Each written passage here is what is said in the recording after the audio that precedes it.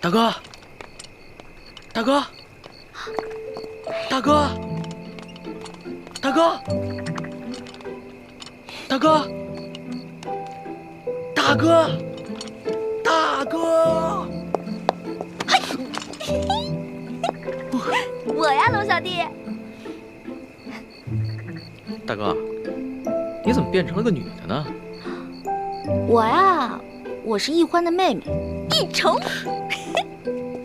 大哥，你可别开玩笑，你手上那个玉扳指还是我结拜的时候我送给你的呢。这个呀，这是我大哥送给我的。他不可能，我大哥答应过我送给他的东西他不会转送给别人的。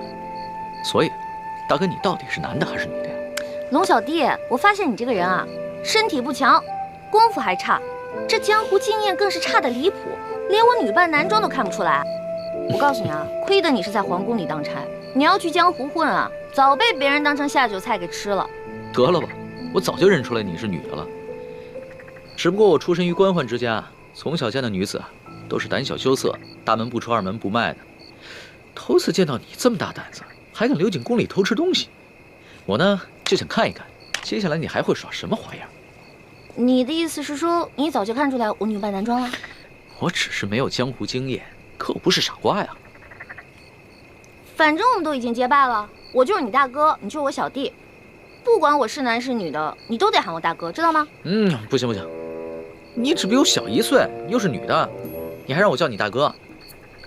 哎，你就老老实实做我的小妹了。不行不行不行，从小当小妹我都当腻了，好不容易落个大哥当当。我告诉你啊，这个当大哥啊，不是按照年龄，不是按照性别，而是按照能力的大小。如果你能打过我的话，大哥给你当啊。好吧，论武力，我确实不是你的对手。哼哼，哎，可是你穿的这一身女装，让我叫你大哥，我真的是叫不出口。要不然，我叫你大姐。我呸！大姐多难听啊！大哥大哥大哥。哎，不行不行不行不行，大哥，哎，这样吧，我叫你老大好了。行吧，只要你承认我比你大就行。我问你，罗小弟，这几日我哥哥约你在这儿见面，为何都不露面啊？这前2天啊，皇上派我秘密出宫执行一项任务，我这不刚回来吗？那我跟我哥哥四处打听，为什么都没有人知道你龙三这个人啊？老大呀老大，还说你江湖经验丰富呢。哎，你看看这宫里边宫女、太监、侍卫加起来上万人，那有些人在宫里边生活了一辈子，还不能全认识呢，这有什么好奇怪的？听你这么说，好像是有点道理。我大哥是不是跟你说了？其实我就是鳌拜。嘘，咱们找个安全的地方说。走。哎，你慢点儿。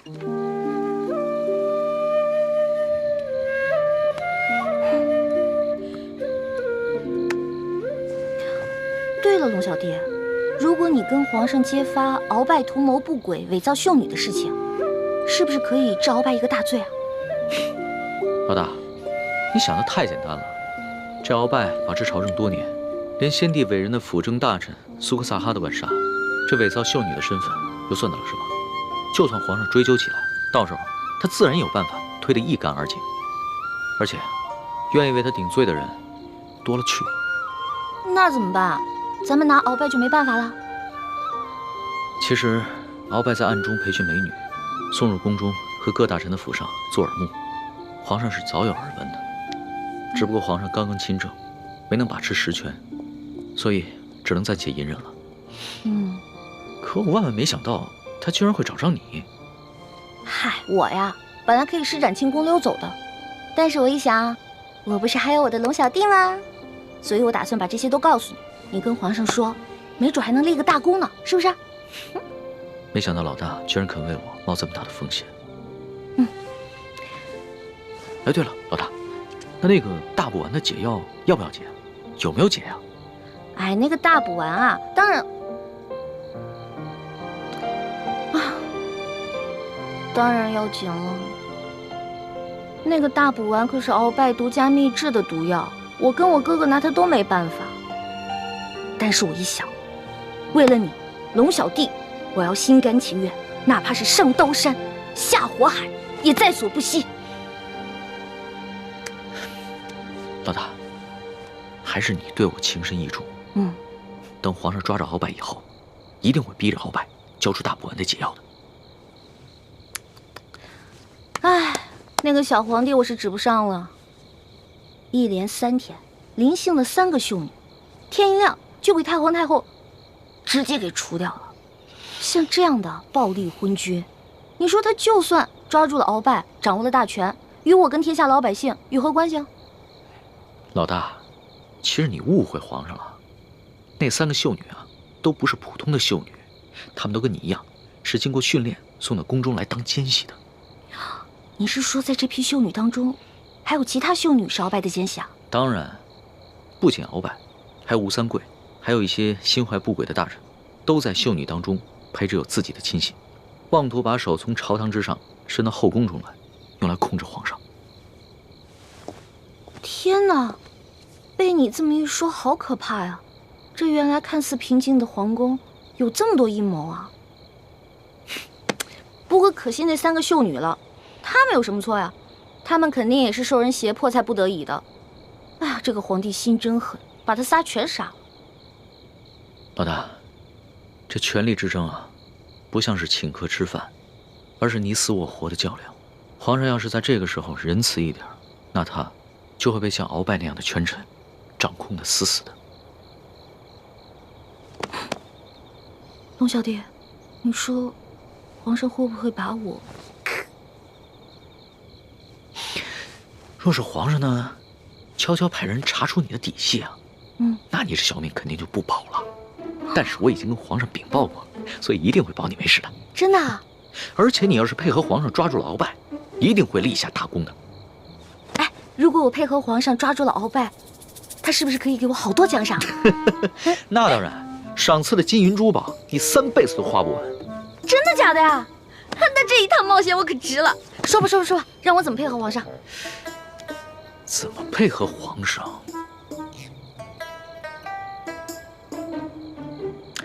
既然鳌拜如此希望你邀得胜处，那我们不如来一个将计就计。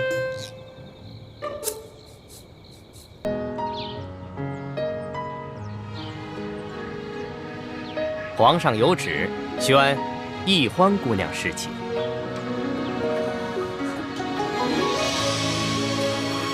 臣女易欢，谢皇上恩典。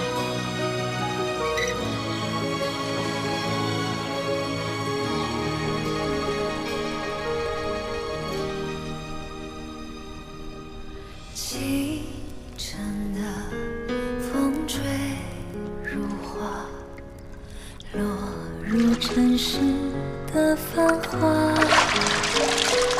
爱迎来卷风沙，恨不过一生的牵挂。愿做他掌上的明珠，献上我纯真的祝福。你爱照我心，掀起迷雾，留下无悔的情愫。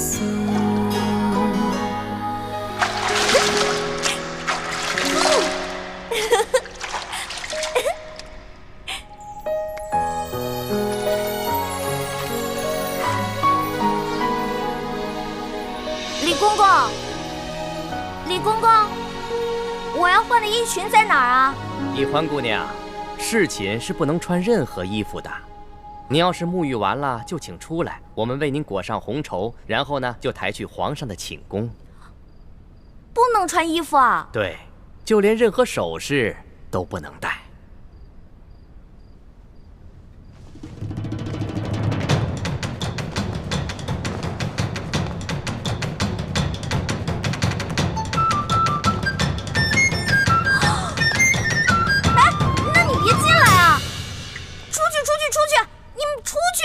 不行，必须由我们亲自给你裹好红绸，顺便检视一下易欢姑娘的身体皮肤状态，看看有没有突发的瑕疵，以防止易欢姑娘夹带其他的物品。那哪行啊？男女授受不亲。要不这样，你们先出去，等我穿好了叫你们。敬事房太监主要负责皇上和后宫所有嫔妃的房中之事。易欢姑娘入宫之后，难道就没有学习过吗？学是学过了，但我现在不是还有点不习惯吗？这。你们！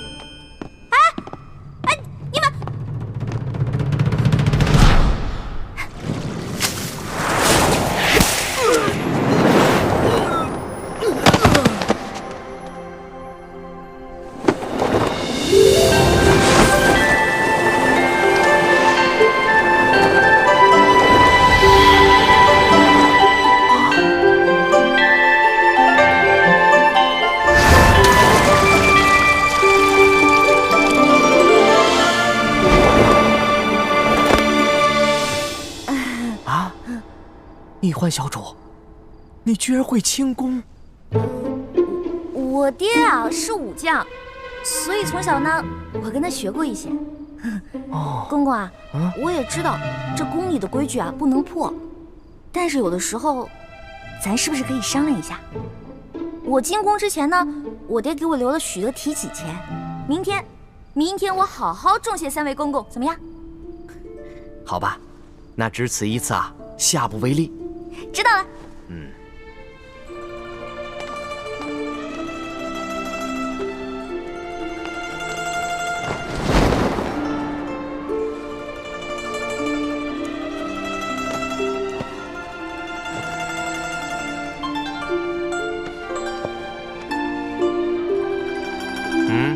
这。哎，那个公公，我把那个丝巾拿一下，我的丝巾。我的丝巾！哎，公公！易欢姑娘，别说丝巾了，一根丝线都不能带。我的丝巾，公公，我的丝巾！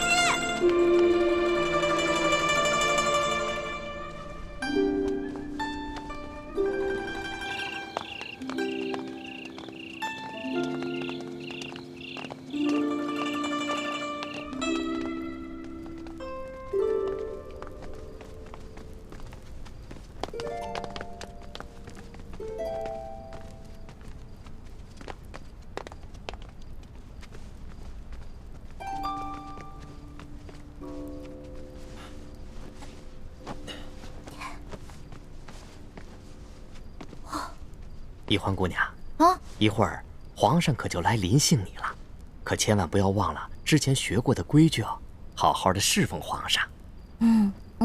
好，挂帘子。这。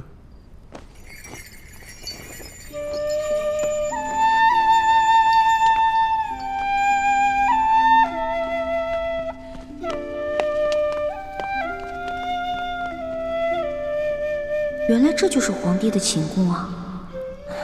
也不知道龙小弟究竟和康熙那个小皇帝说好了没有？朱哥哥给我准备的丝巾没有了，万一这小皇帝临时起了色心，假戏真做了，那可怎么办啊？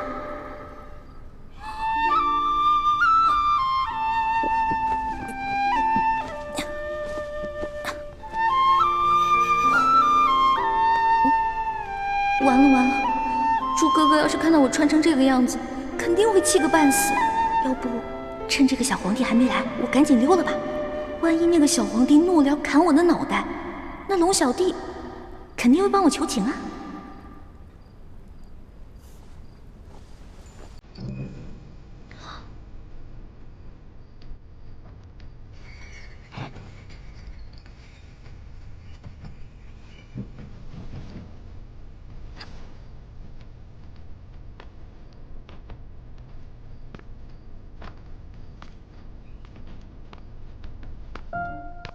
你要去哪儿啊？你谁啊？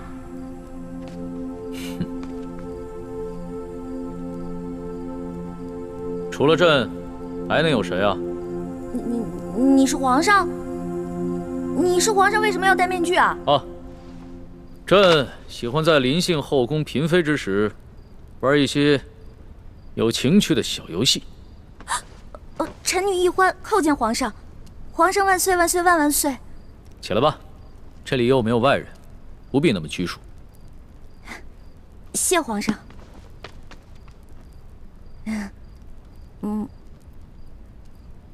皇上，原来您这么和气啊！我一直……不，说错了，臣女是臣女。没关系，这里没有外人，朕允许你自称我，这样说起话来才更自在。对了，你刚刚要去哪儿啊？我刚刚觉得这屋太黑了，我打算出去找几盏灯，拿回来点一下。朕在就寝的时候啊，喜欢光线暗一些。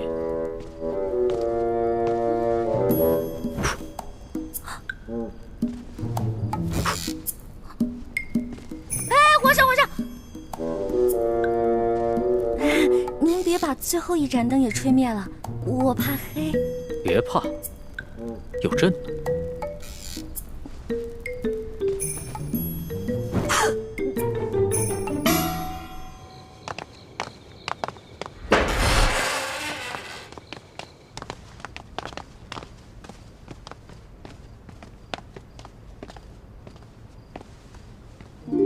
微臣李建清叩见厉贵人。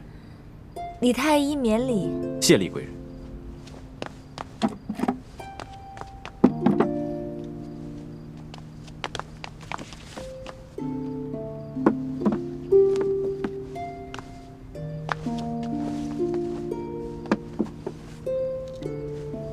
有劳厉贵人。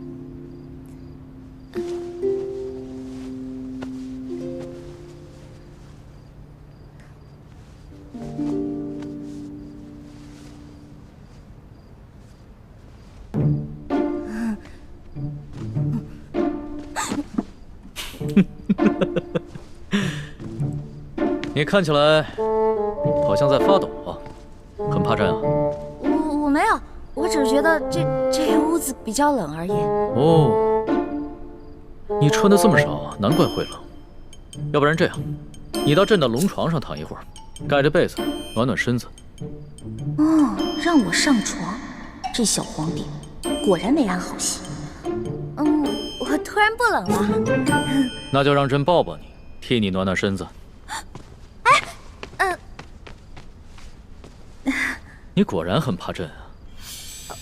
可是朕听龙三说过，你的胆子一向很大，你在他面前提起朕来，那可是从来都不怕的呀。皇上，我不是怕您，我就是怕您离我太近了。咱不是说好了的吗？朕和你说好了什么呀？不是我跟您说好的，是龙三跟你说好的。您忘了，咱们这次只是将计就计，您假装宠幸我，为了博取鳌拜的信任啊。今天晚上的事情是假的，不是真的。朕确实是和龙三定下了这条将计就计之策，只是这漫漫长夜，何苦虚度？咱们也不必演戏了，就让朕真的信了你。再说了，这全天下又有哪一个女子不想做朕的女人呢？皇上，这天下女子也不尽是贪图荣华富贵之辈啊。对大多数女人来说，她们与其与这个后宫佳丽3000争宠，不如找到一个白头偕老、心心相印的有情人。那唐代鱼玄机就说过呀：“易得无价宝，难得有情郎。”朕自13岁大婚以来，还从未有人跟朕说过这样的话。皇上，您生气了？你不会砍我头吧？你当朕是杀人狂魔吗？动不动就随便砍别人的头。你这句话非但没有激怒朕，反倒更加激起了朕的兴致。我看咱们也不必苦苦做戏了，就让朕真的信了你。待共度良宵之后，朕便封你做贵人。皇上，你觉得如何？皇上，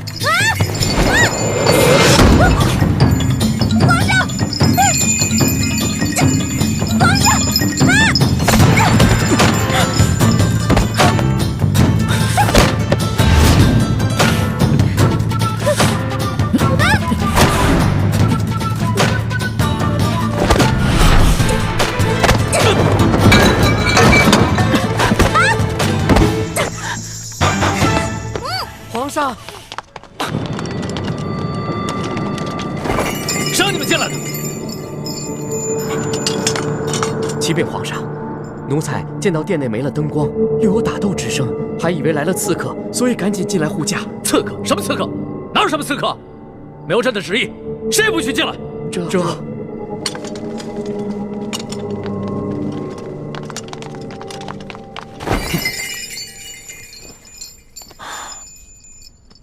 好了，别再动手了。再动手的话，真把你当刺客，你这颗脑袋就真的搬家了。你哭什么呀？皇上欺负人！朕怎么就欺负你了？是你先对朕出的手啊！这还是第一次有人敢在朕的龙床上对朕大打出手，只怕也是古往今来第一个敢在龙床上对皇帝大打出手的女人吧？皇上强词夺理，明明就说好了，还强迫人家，人家不想反抗，反抗还不让，反抗打不过人家就吓唬人家，哪有这样的？朕有你说的那么不堪吗？好了，别哭了。要是被外边的太监给听见了，不知道的还以为朕欺负你一个弱女子呢。那皇上你离我远点，我就不哭了。你让朕远点，朕就远点，那朕岂不是很没面子？啊，龙小弟，你在哪儿啊？你还说皇上是个正人君子，结果皇上就欺负一个弱女子。来，好了，别哭了。哎，朕不跟你这个小女子一般见识。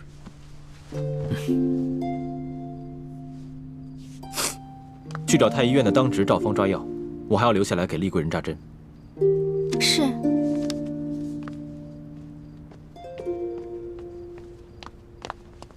你去烧壶热水，一会儿我要替丽贵人更衣。是。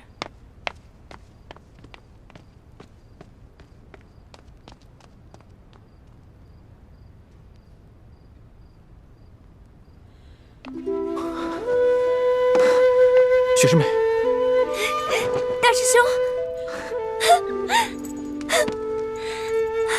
太好了，我还以为我再也见不到你了呢。怎么会呢？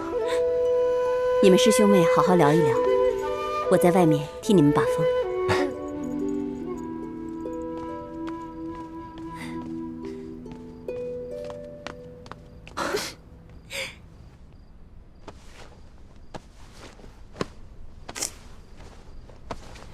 你找什么呢？我想找个手巾擦擦脸。这龙床上哪有手巾啊？朕也不想传太监打扰我们。哎，你又想干嘛？放心吧，朕不会动你的。朕堂堂天子，一言九鼎，给你擦个眼泪。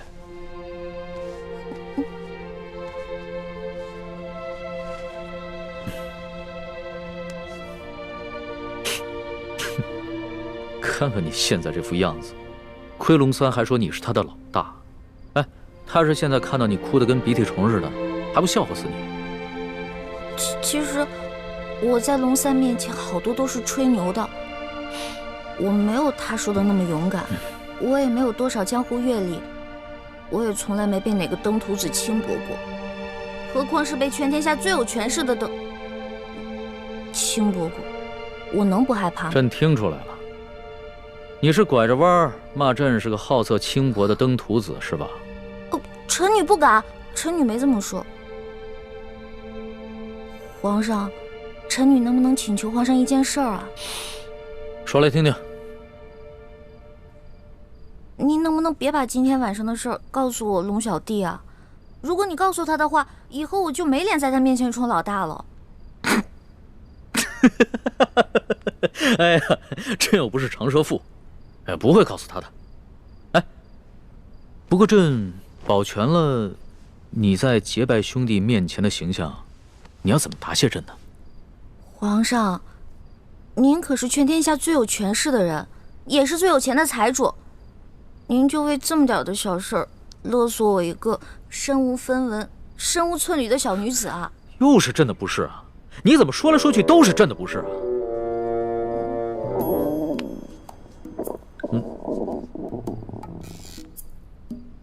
什么声音？是我肚子叫。我今天晚上实在太紧张了，所以没有吃晚饭，现在特别饿。朕想起来了，你最大的爱好就是吃。龙三跟朕说过，你现在在替朕办差，朕也不能让你饿着肚子。说吧，想吃什么？谢皇上，我想吃烤鸭、炸虾丸子、蒸乳酪，还有黄焖小羊排，还有素八碟、珍珠翡翠羹、水晶包子、豌豆黄，再加一壶桂花酿。哎，皇上，你怎么知道我喜欢吃什么呀？这个是龙三跟朕说的。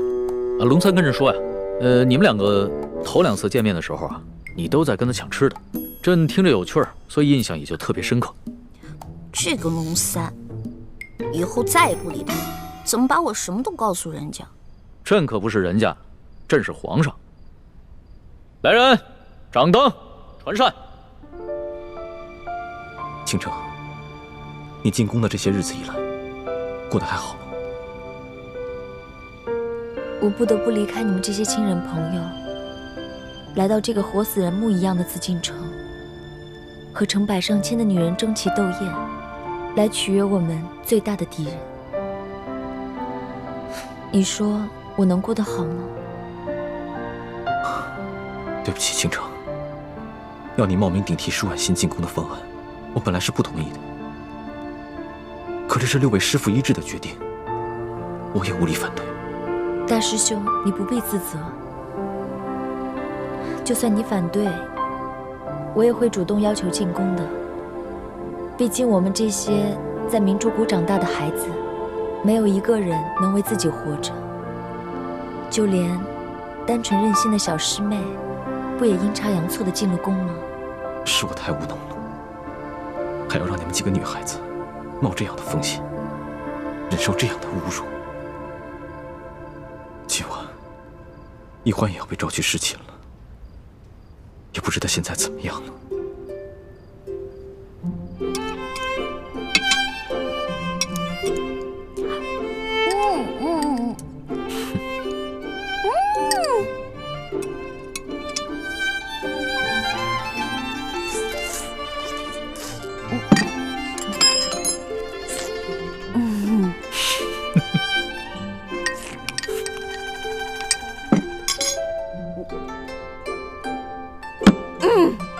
饱了。吃好了？谢皇上恩赐。撤掉吧。这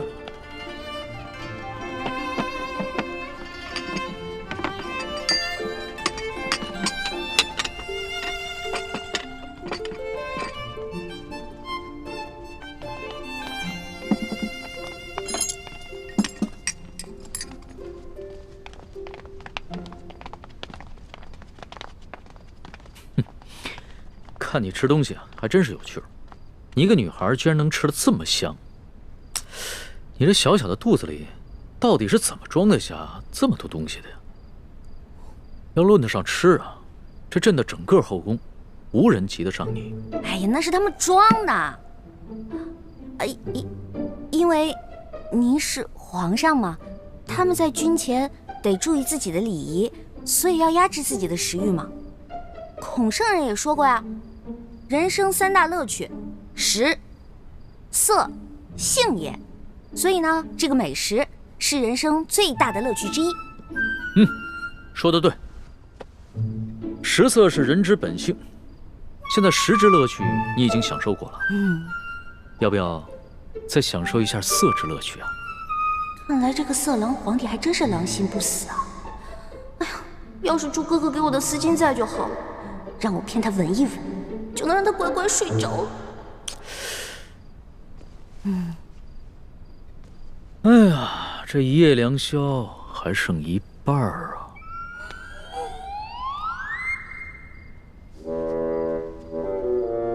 你要不要到朕的龙床上休息一下？哎呦呵！你又想干嘛呀？皇上，吃太多了，我撑到嗓子眼儿了，我想运动消化一下，可以吗？行。要是连这个朕都不准，那朕岂不是很不懂得怜香惜玉啊？你既然想消食，那就请便吧。谢皇上恩典。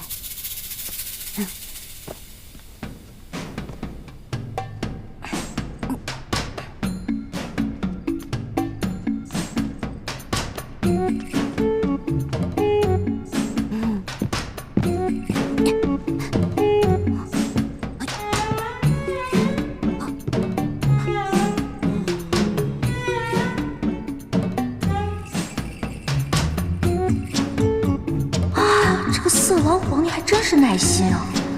看来是打定主意要吃了我，我总不能就这么运动一晚上吧？这可怎么办？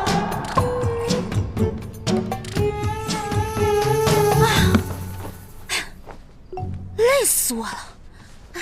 你累了啊？那要不要到朕的龙床上休息一下？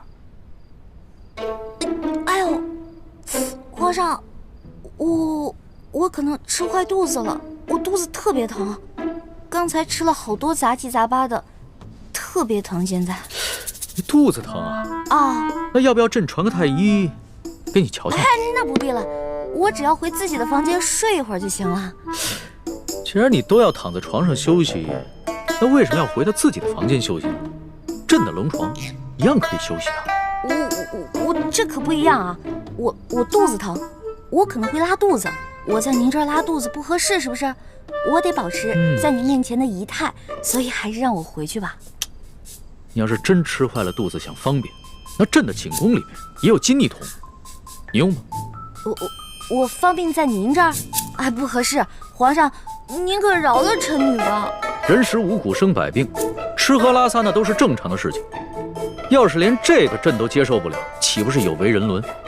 哎，你别紧张，要是真吃坏了肚子，你就在朕这儿方便，朕不介意。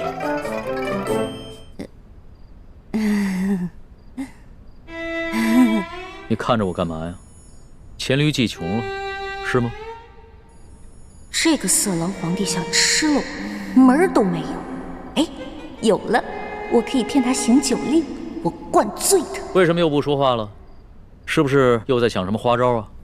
哎，皇上，咱们玩耍骰子赌酒吧。这样，咱们赌，如果你赢了，我就听您的上龙床；但如果你输了，您就让李公公送我回去。怎么样，敢不敢赌啊？这倒是挺有趣的，还从来没有人敢跟朕耍骰子赌酒的。好，朕就依你。来人，上一壶酒，再加2副骰盅。哎，等一下，上一坛酒。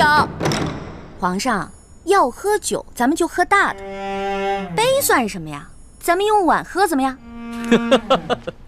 好，那朕就看一看你的酒量到底有多好。什么？对啊，我以前被召去侍寝，都是这样的程序。这是清宫特有的规矩，任何侍寝的女人都不能幸免。那易欢，现在岂不是很危险？大师兄，你先别担心，小师妹机智聪明，她自有办法应对。易欢虽然有些小聪明，可她毕竟年少单纯，又毫无应付男女之事的经验，而且这是在宫里，她要面对的不是普通的男人，而是掌握天下生杀大权的皇帝。大师兄，你身份特殊，千万别冲动啊！不行，不能在这里坐以待毙，我要想办法去离乾清宫最近的地方，万一出什么意外的话，我好及时出手相救。如果事情真的到了那一步，那我和师父只好放弃潜伏的任务，大家一起杀出紫禁城。不行，不到万不得已，你们千万不能暴露身份，否则我们就前功尽弃了。你跟六师父最重要的任务，就是潜伏在紫禁城里，找到关系到大业成败的铜匣，还有金钥匙。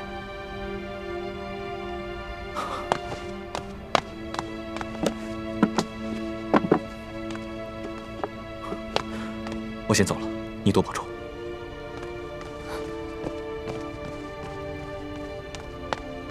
大师兄，为了易欢的清白，你可以不顾生死，而我呢？我在这里以身试敌，你对我就只有歉疚吗？皇上，不好意思啊，您输了，喝酒，喝。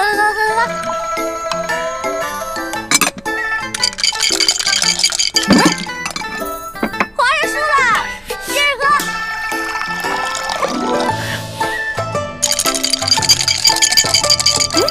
又输了，来，我给您满上，咱们再来一局呗。不要，皇上，我不要，真不要。哎，去哪儿啊？这酒还没喝呢。皇上，皇上，皇上。哎呀，让我看看皇帝长什么样。让我看一眼。易欢姑娘，李公公，皇上已经安寝了，易欢姑娘，请回吧。可是我还想再待一会儿。皇上已经安寝了，易欢姑娘还是回去吧。可我还没看见皇上长什么样呢。哎，这就扛走了就。哎呀，再让我看一眼呗。哎呀，可是我还没看见皇上长什么样呢。哎呀，你这么小气呢？小气小气。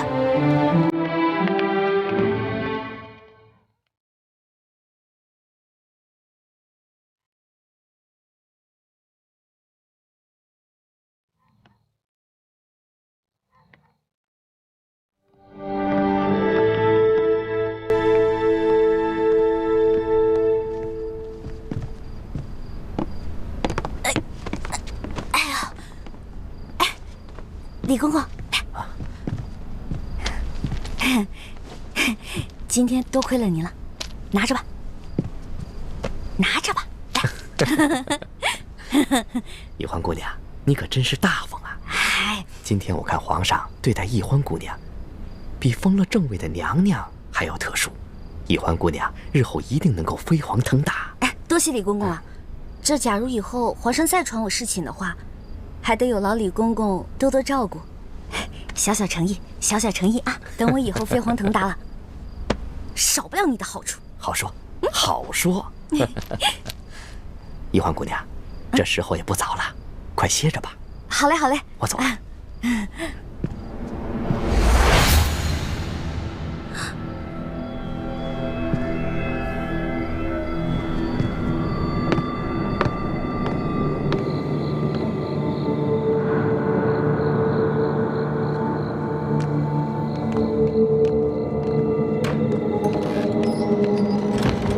公公，这儿有没有方便的地方？咱家带你去吧。哎呦，那有劳公公了。原来这个李公公就是鳌拜埋伏在皇上身边的内奸，那他肯定早就得到了鳌拜的指示，所以才会不动声色的关照。别怕，是。你怎么穿成这样？朱哥哥，你怎么来了？那康熙有没有碰你？我刚才去见了倾城才知道，原来这宫中给皇帝侍寝，居然要脱光，再由太监用红绸裹着送到龙床上。你没事吧？哎呀，我没，哎呦，我当然没事了。真的没事？听倾城说，侍寝的时候连一根丝线都带不进去，我给你的蒙汗巾肯定也带不进去吧？那你怎么应付的？我就不信，那康熙看到你这个样子，他会不动心吗？他刚开始是有点动心，对我有点动手动脚的。不过我后来跟他提龙三了，我说我们这是假戏，不能真做。后来他就没怎么样了。真的？真的。朱哥哥，你要是再怀疑我的话，那我可生气了。对不起，欢梅，是我错了，我相信你就是了。这次是我太大意了。如果那康熙再找你侍寝，我得赶紧想一个法子，确保万无一失。哎呀，朱哥哥，你先别着急嘛，我有重要的事情要告诉你。我才发现，原来这个李公公就是跟鳌拜勾结的内奸，怪不得李公公今天这么照顾我呢，肯定是鳌拜提前跟他打过招呼了。原来李公公就是鳌拜埋在康熙身边的棋子，此事万万不能让康熙知道。为什么呀？如果我们跟龙三说了，让他汇报给康熙，不光龙三能立功，还能得到好多奖赏。我们可以拿着这些钱去买好多东西，分给谷底的兄弟姐妹啊。欢妹，你又犯傻了。我们这次来紫禁城，可不是来敛财的，我们的目的是要挑起康熙跟鳌拜的内斗。你想啊，如果我们帮康熙除掉了鳌拜埋在他身边的一条蛇，这对于我们来说能有什么好处？对，你说的对，那我明白了。哎，叶哥哥跟樊姐姐怎么样了？刚刚得到他们的消息，他们已经跟踪到了吴应奇的车队，正在想办法下手。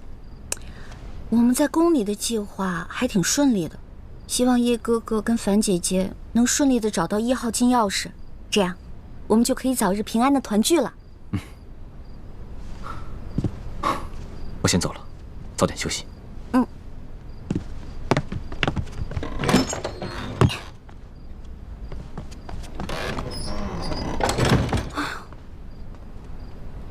折腾了一晚上，也没看到那个小皇帝长什么样。他长什么样呢？你觉得如何？皇上啊！嗨，我管他长什么样呢，反正不过就是一个风流流氓鬼。呸！不管了，睡觉去。老大，跟你说一件事儿。接下来呢，皇上为了掩鳌拜耳目，会接着找你侍寝。昨天晚上，皇上是不是对你还算客气啊？别提了，那个小皇帝简直就是个风流色鬼，刚开始还想对我动手动脚的。老大，那你没被吓哭啊？哼，怎么可能啊！我是老大，武功高强着呢。后来我就跟他喝酒玩骰子，锵，小皇帝倒了。老大智勇双全，小弟佩服佩服。还好吧？哎，知道这是什么吗？骰子。老大教你几招，准保把你昨天输的钱连本带利赢回来。但咱可说好了啊，你赢回来的钱得和我一半对分，知道吗？没问题，5分。这还差不多。真疼啊！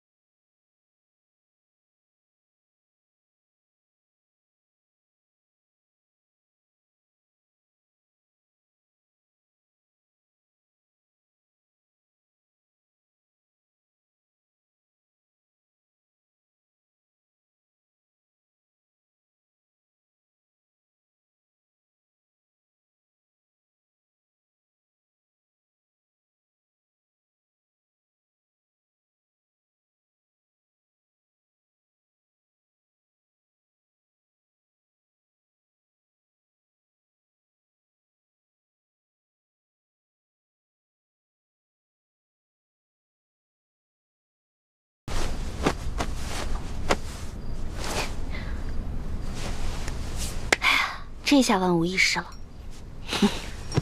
什么万无一失啊？皇上。没什么。皇上，您要是想安寝的话，我就下去，您躺在这龙床上，然后1个时辰以后，让李公公把我抬回储秀宫就行了。朕还不大耳今天呢，朕还不想睡觉。说吧，今晚想吃一些什么？不瞒皇上说，昨天吃太撑了，结果今天积食一天，什么都吃不下。你要不要朕选个太医给你瞧瞧啊？不用了，宣太医又得吃药，我这从小到大吃药，我都害怕了。我看你这活蹦乱跳的，也不像有什么病症，为什么从小到大要吃药啊？我不有一个头疼的隐疾啊，这病起来吧，简直要人命。我爹呢，从小给我找了好多郎中，所有郎中都说无药可治，只有一个郎中说可以治，但是他说的是个偏方，而且这个药引实在太难弄了。什么药引这么难找？你告诉朕，朕给你找。谢谢皇上，还是算了吧。算什么算？快说。这个药引就是龙珠。龙珠？什么是龙珠啊？就是皇上的眼泪啊，是您的眼泪啊。不过您是皇上，您是天子，您怎么可能为我流泪呢？那这就有点难办了。说实话，朕从小长大，除了8岁的时候，父母双亲薨逝以外，还从来没有掉过眼泪呢。没事儿，这只是个传说，奴婢都不放在心上，皇上就更不用当真了。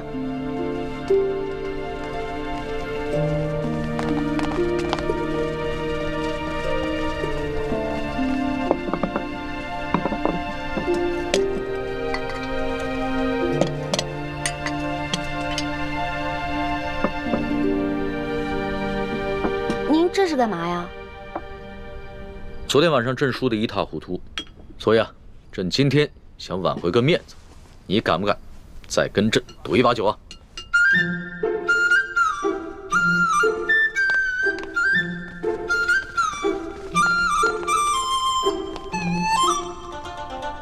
可以啊，不过到时候皇上输了可别赖账啊。你放心吧，朕虽然有色心啊，但是更有毒品。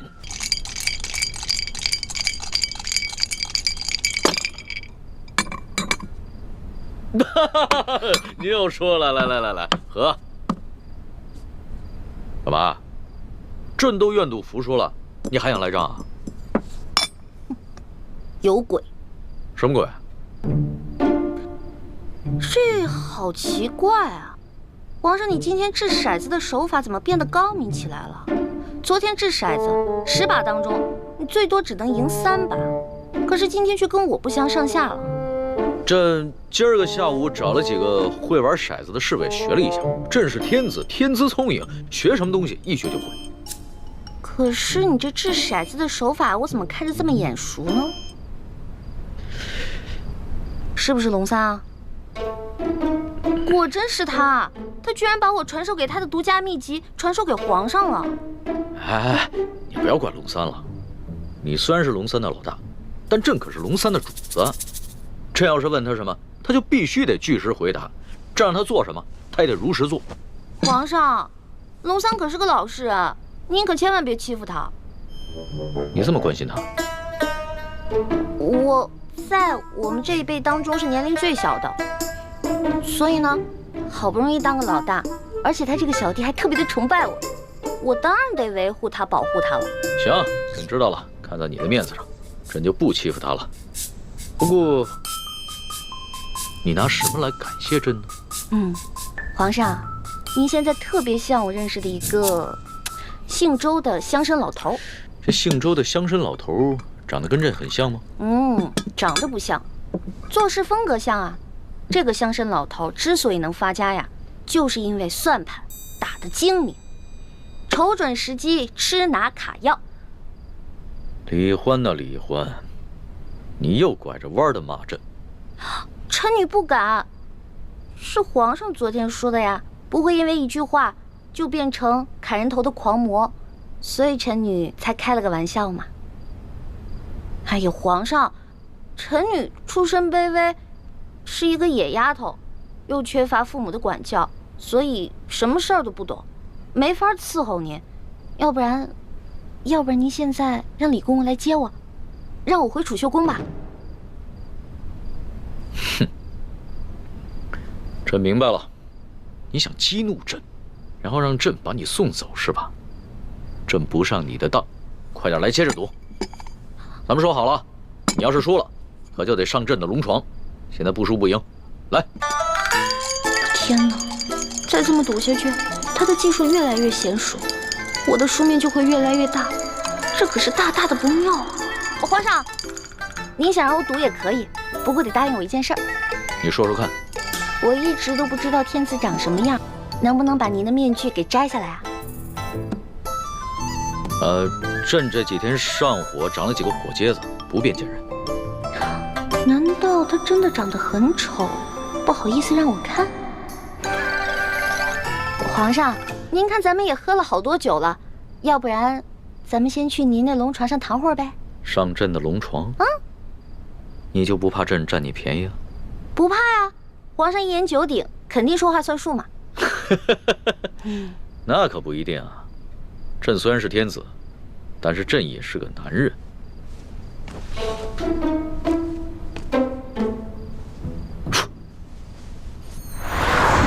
哎，你不是很怕黑吗？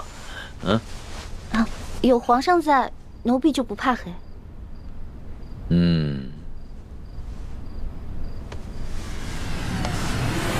不对，有鬼！哪儿来的鬼啊？你不是一向很害怕朕的亲近吗？啊，朕知道了，你一定是想出了什么新招来对付朕，对吧？哪儿有啊，皇上，我怎么闻到这屋里有一股香味儿啊？香味儿？朕的龙床上哪有什么香味儿啊？倒是你身上有一股淡淡的清香。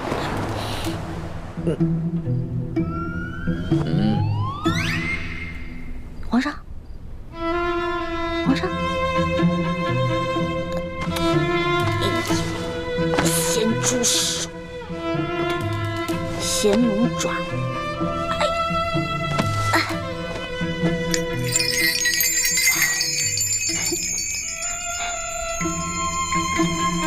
不对啊，我这么着急拉铃干嘛？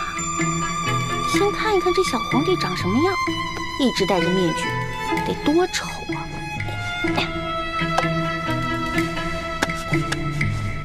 哎呀，我的天哪！皇上已经安歇了，小主该回去了。等一下，哦。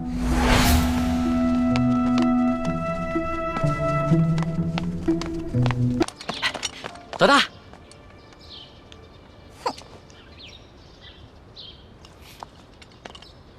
老大，老大，你干嘛不理我呀？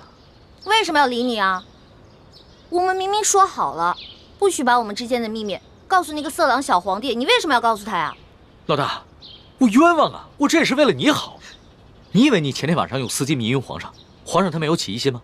你昨晚上要是故技重施的话，皇上发现了，你这小命就难保了。所以啊，我才去找李公公，让他把你的丝巾给收了去，还在皇上面前替你百般求情。没想到你反过来还怨我，狗咬吕洞宾，不识好人心。你说的真的假的呀？那当然是真的，我们俩是拜把子兄弟，我会骗你吗？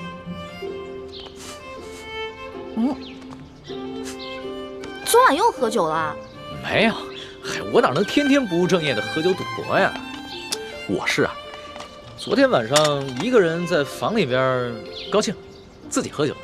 呀，发生什么喜事了？说来听听。昨晚你回了储秀宫以后，皇上把我给召了过去，把你跟他说的话都跟我说了。我从一开始就喜欢上他了。皇上，如果您要硬抢的话，那我只好为了龙三守节一死了。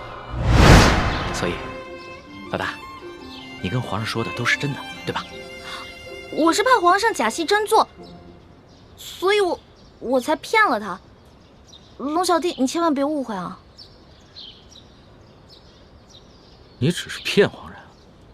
是啊，你想，如果我不把你拿出来当挡箭牌，那皇上肯定会吃了我呀。那你对我？我对你，我们当然是好兄弟了。你是我小弟，我是你老大嘛。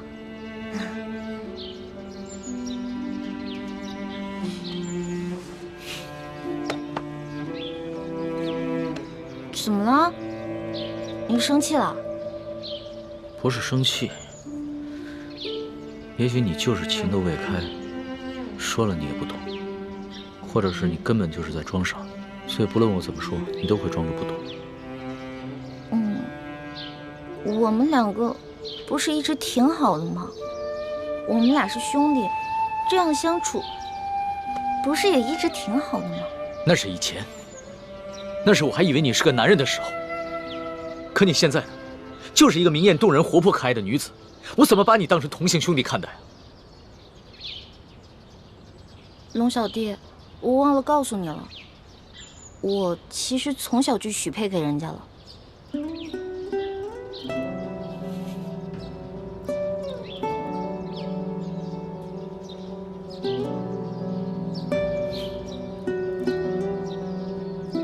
所以你很爱那个人是吗？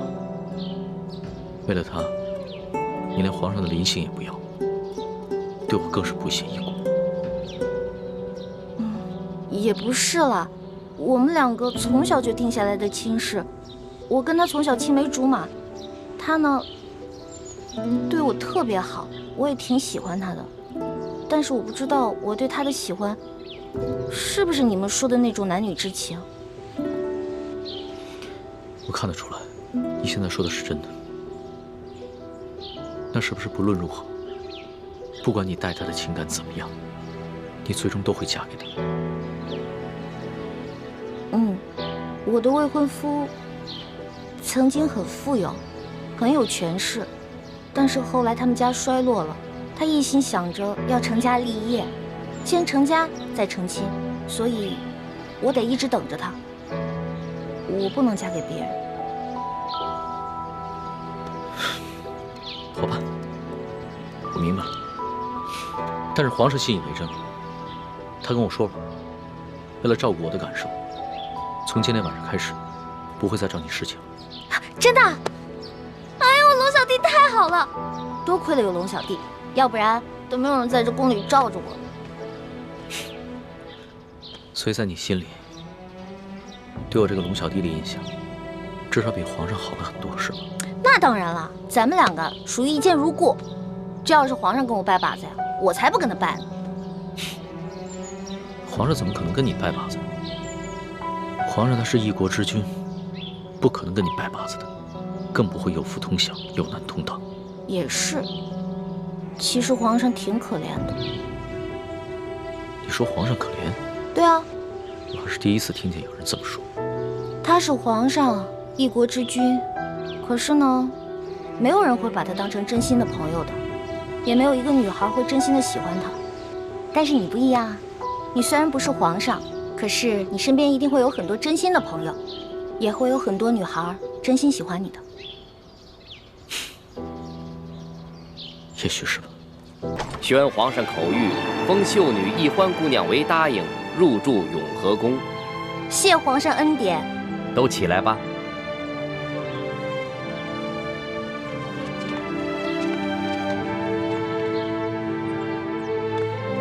哟，易欢，你这一连侍寝3日，我们还以为皇上多宠爱你呢，没想到就封了个品阶最小的答应。答应就答应吧，反正对我来说都一样。哼，易欢姑娘，您也不必失意。皇上自亲政以来，还从未一连3日召同一人侍寝，这足见皇上对易欢姑娘还是与众不同。虽然只是暂时封了个答应，想必是易欢姑娘有什么地方惹皇上不高兴了。皇上只是稍稍惩戒一下，只要易欢姑娘能够吸取教训，想必皇上还会有恩旨的。谁要讨好那个色狼皇帝了？我才不在乎什么品阶呢。永和宫是雪姐姐的住处，小皇帝阴差阳错的把我安排在了永和宫，比让我当皇后独居中宫都好。易欢姑娘，永和宫的住处已经收拾妥当了，随奴才前去吧。有劳李公公。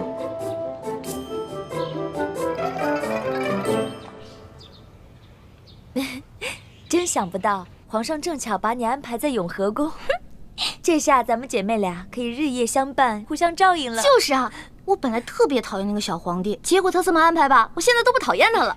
又开始任性了。六师傅，反正现在人都出去了，你赶紧做吧，哪有徒弟坐着，师傅站着的道理啊？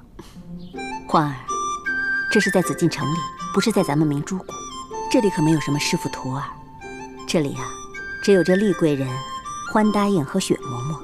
只要记着这一点，你的言行才不会露出破绽。记住，要尽快适应这宫中的生活，谨言慎行，一切以完成任务为重。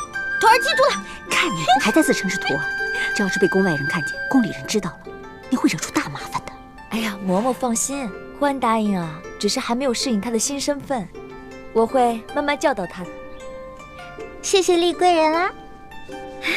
哎，说真格的，这清宫规矩要正3品以上才有资格做一宫之主，入住正殿。眼下我还只是个正7品的贵人，所以只能住嫔殿。不过啊，好在这个永和宫就只有我一个小主，省去了和其他嫔妃混住的许多麻烦，这也算是皇上对你我的优待了。不过徐姐姐，都说伴君如伴虎，你在宫里陪着皇上，是不是特别辛苦啊？为了光复大明的大业，再辛苦也不值一提。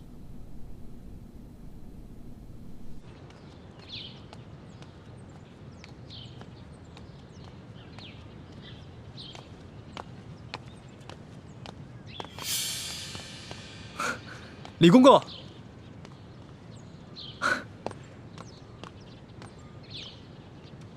李公公安好。你是那个太医院新来的李太医吧？正是，卑职乃陕西榆林人士，刚入太医院不久，还望公公多多关照。好说好说好说。哎，你刚刚说你是陕西榆林人士？正是。听公公的口音，也是陕西人吧？哼，咱家也是陕西榆林人士啊，入宫几十年了，没想到在宫中还碰到了老乡。看来卑职跟公公还真是有缘，不仅是同姓，还是同乡呢。嗯，不知公公老家在榆林何处啊？咱家在榆林皂角村。那真是太巧了，卑职老家也在榆林皂角村。哦，公公家里都有何人呢？说不定我还认识呢。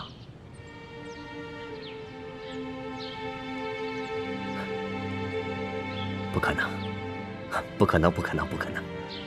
咱家进宫已经30多年了，那个时候家乡闹兵祸，我的家人都被张献忠的部下给杀死了。卑职不小心触及了公公的伤心事，实在是抱歉。无妨无妨。李太医，你是咱家在这宫中遇到的第一个同乡，又都姓李，这说起来，咱们500年前还是一家人呢。你放心吧，咱家日后一定会多多照应你的。多谢公公。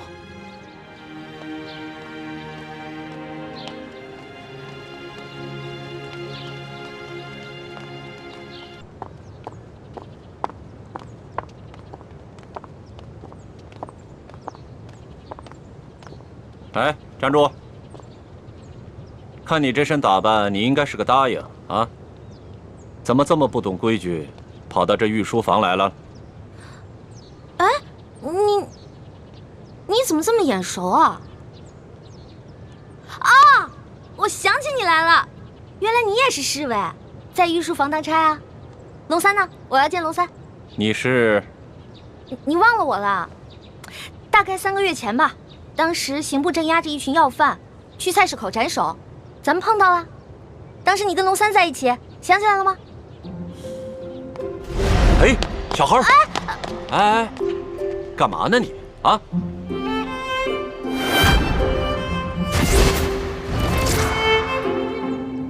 是你？我呀？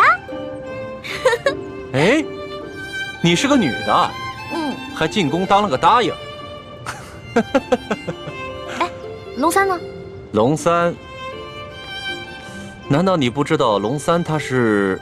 我知道啊，龙三他不是御前侍卫吗？在御书房当差。哦，他是这么跟你说的。我明白了。龙三他今天不在，你身为答应，也是后宫中的人，没有宣召呢，不得随便来到御书房，以免惊了圣驾。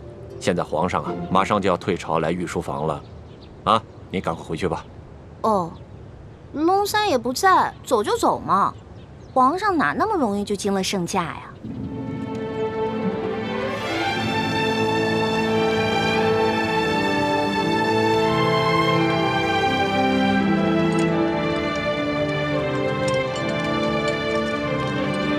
哎呦，皇上来了，快快快！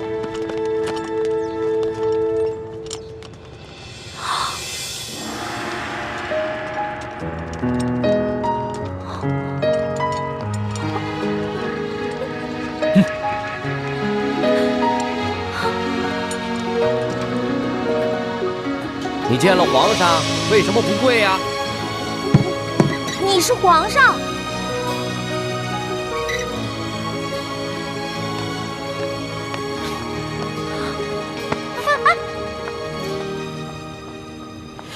哎，李公公，这个小答应他可是……嘘，这皇家的事啊，别问，也别管。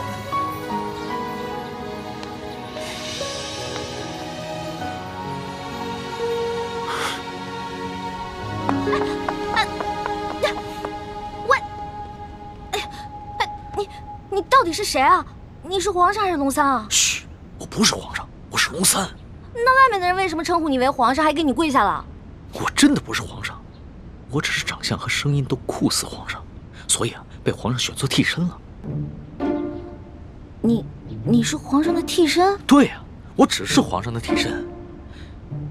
我们这大清虽说入关数十余年，可是根基还未稳，这皇上又还年少，刚刚亲政不久。不管是那些潜明余孽，还是那些妄想谋朝篡位的权臣，都有暗杀皇上的企图。就拿这个鳌拜来说，连顾命大臣苏克萨哈都敢杀，还勾结内侍给皇上下毒。所以皇上时常让我扮成他的样子。我就说嘛，你吓死我了！你怎么可能是皇上呢？你要是皇上的话，怎么可能半夜3更的去御膳房偷东西呢？还跟我结拜兄弟了，是不是？对。所以皇上3日侍寝不肯让我看他的样子，一直戴着面具，就是怕我发现，是不是？对呀。所以你现在知道了，为什么你在宫里面打听不到侍卫龙三这个人？因为我不是普通的侍卫，我不站班我只是在必要的时候出来替皇上一下。那也就是说，你是皇上的替身，那就得替皇上挨刀子了。我身为臣子，当然要效命于皇上了。再说了，皇上待我不薄，我也是心甘情愿替他卖命。龙小弟，你太可怜了。你说你当皇上的替身，皇上对你好，说白了就是让你去给他卖命。哼，从古至今，所有的皇帝都一个样，自私自利，全都是冷血无耻之徒。老大，你就别当我的面说皇上的不好了，你这不是为难小弟吗？哎，你今儿怎么想起跑这御书房来找我了？还说呢，几天都不理我。我有重要的事情要告诉你。重要的事情？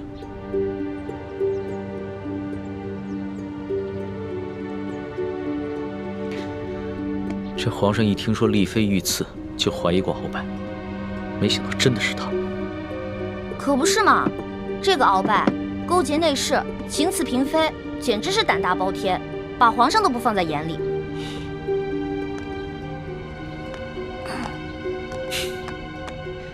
老大，你是不知道啊，这鳌拜把持朝政多年，这朝廷上下、宫中内外全都是他的势力。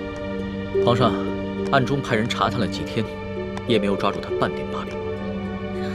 那难道就这么算了？小不忍则乱大谋，眼下还不是跟鳌拜翻脸的时候，所以只能当作暂不知情了。这个鳌拜贼心不死，还逼着我哥哥要去刺杀丽贵人。你务必跟你哥哥说一下，千万不要听命于鳌拜。皇上已经在暗中想办法铲除鳌拜了，所以要拜托你哥哥多跟鳌拜周旋一段时间了。哎，放心吧，我哥哥肯定不会助纣为虐的。不过你说这个小皇帝他的计划可行吗？会不会很危险啊？老大，这皇上可不是你想象当中的那个风流好色之徒。他虽然年少，但是有勇有谋，也算是一代明君吧。龙小弟你就是天生当奴才的命啊！我说，都这个时候了，还替你那个皇上主子说话呢，他能有什么很高明的策划呀？按照我的想法，他就是不把你的命当命，关键时刻让你去给他当替死鬼，知道吗？老大，你就别当着我的面说皇上的不好了，你这不是为难我的吗？行，我就是因为把你当兄弟，所以我跟你说话才不避讳。既然你不想让我这样说的话，那以后就捡好听的，假的话跟你说呗。好了，我这气量没那么小，岂会连一个小姑娘的口无遮拦都容不下？我知道，你之所以骂皇上，是因为担心我的安危，对吧？当然了，龙小弟，在这个世界上，除了我的亲人，你就是我最亲的人了。你听我的你可千万别因为什么你的皇上、你的主子去卖命，关键时刻你得记得保护好你自己，千万别于衷，知道吗？好，你就放心吧。我可以悄悄地把皇上的计划告诉你。你把皇上的计划告诉我，这么重要的事儿，你不怕我卖了你啊？在这皇宫里边，除了皇上和太皇太后，你就是我最相信的人了。谁让你的心思最为单纯的？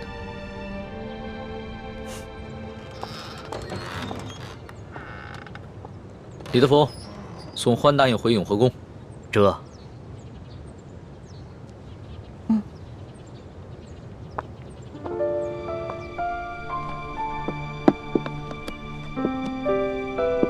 没想到，康熙如此谨慎，在宫里竟然备下了自己的替身。在我们入宫计划方案中，第一步是拿到铜匣，第二步就是刺杀康熙。我们一定要周密计划，务必要分清楚谁是替身，谁是真正的康熙，确保一击成功。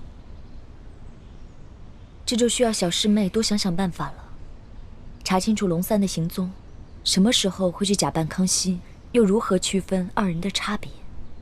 其实也没什么可难的，至少在临幸后宫嫔妃的康熙，不可能是替身。到时候拿到了铜匣，他再照你侍寝，我们就有机会了。六师傅，此计虽然可以暗杀成功，但忽略了倾城师妹的安危，恐非上策。有大师兄的担心，再危险也值得了。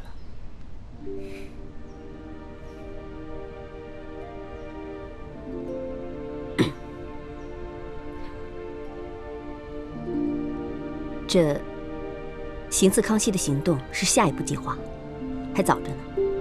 我们还是现在想一想接下来的行动。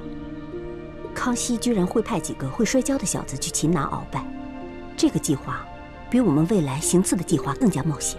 不如我把康熙擒拿鳌拜的计划告诉鳌拜，鳌拜岂会坐以待毙？到时候他们君臣内斗，无论谁赢谁输，我们都可以坐收渔利。什么？康熙在暗中训练几个小太监、小侍卫摔跤，想借着摔跤的游戏擒拿老夫。你这消息来源可靠吗？他已经开始怀疑行刺厉贵人的幕后主使就是中堂大人，所以加强了对厉贵人的保护，卑职想尽办法也无从下手。这康熙少年老成，若是他真的想拿下老夫，那他绝不会向任何人透露半点风声。更何况，老夫乃大清第一勇士，这康熙岂会指望几个只会摔跤的少年就能拿得下老夫呢？这种计划太过儿戏了。说不定他们是想钓鱼吧，想让老夫主动上钩。若是老夫先动手，那就中了他们的计了，那他就可以名正言顺地下诏拿下老夫了。中堂大人思虑周密，卑职佩服。不过，宁可信其有，不可信其无。若是皇上单独召见中堂大人，大人小心防备为好。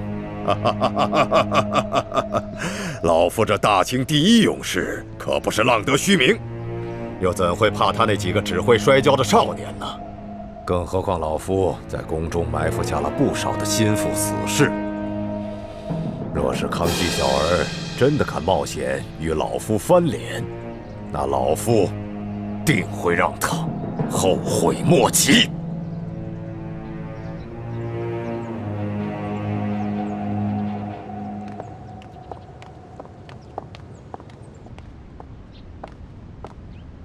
皇上，欢答应到了。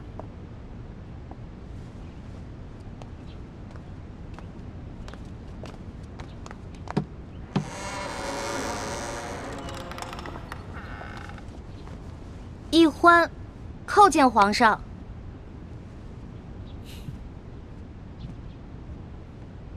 平身吧。谢皇上。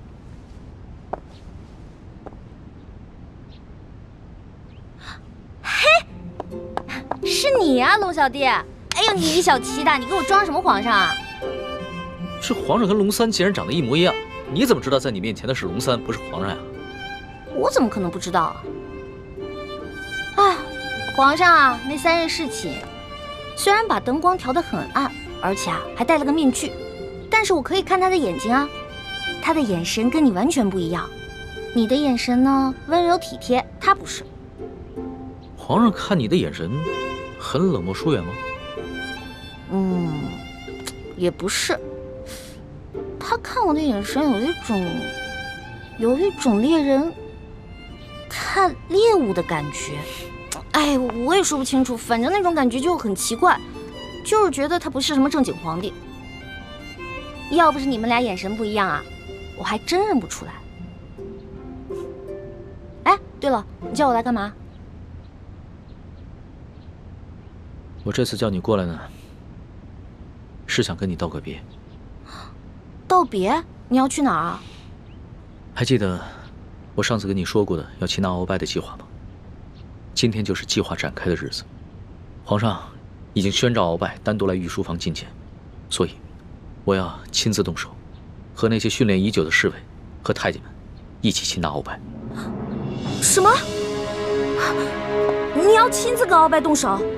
鳌拜可是大清第一勇士，你亲自动手你就死定了。鳌拜一日不出，皇上就无法真正亲政。而且，鳌拜手握军权，皇上也不敢下旨捉拿鳌拜。但是鳌拜此人呢，自是武功甚高，性格极为孤傲，他绝对想不到皇上会找几个摔跤手在宫里边要擒拿他，这样出其不意，反倒有可能成功。而且皇上还安排了李公公在茶里边下了一些药，鳌拜喝了以后就会内力尽失。李公公？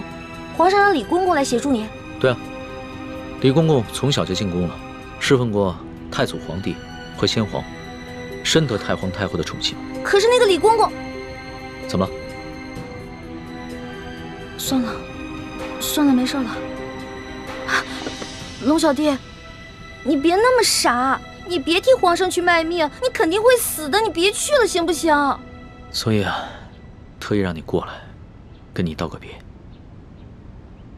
毕竟我活到这么大，你是跟我关系最特殊的人。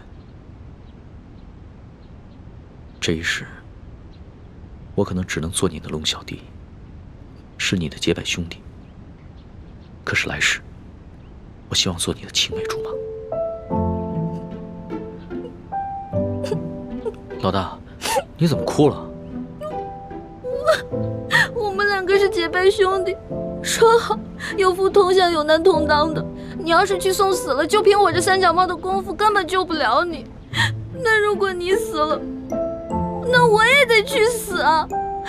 我还不想死呢，我还有很多美食没有吃呢，我还有很多心愿没有完成呢。那你就别陪我去死了，让我自己一个人死就好了。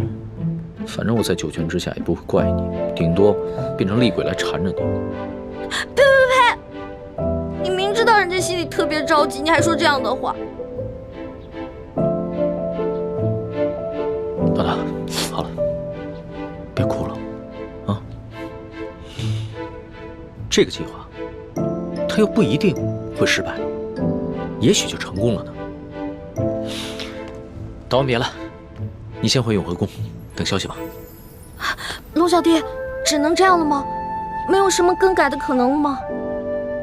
只有过了这一关，皇上才是一条龙，要不然的话，他只是一条虫。那你等我一下。你要干嘛？哎，不许进来啊！我没让你进来，你不许进来。哎，不许进来。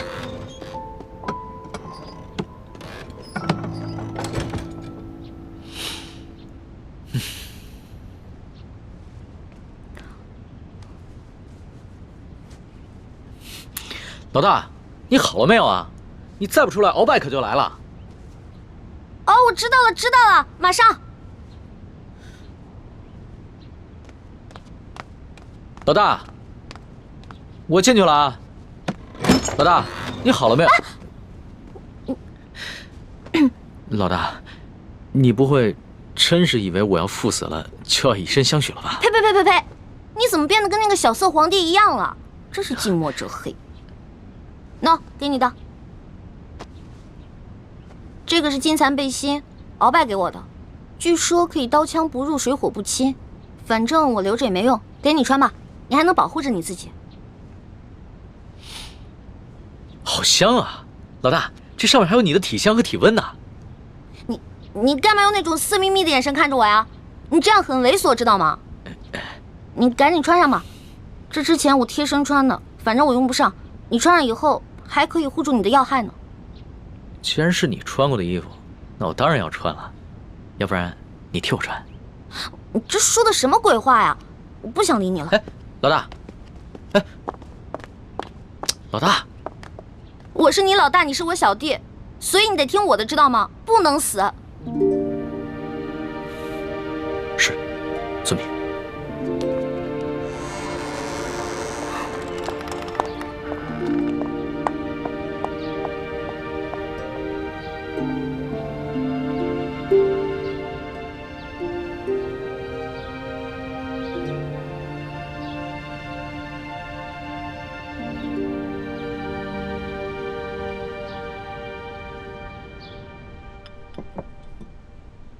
六师傅，康熙擒拿鳌拜的计划如箭在弦，一触即发。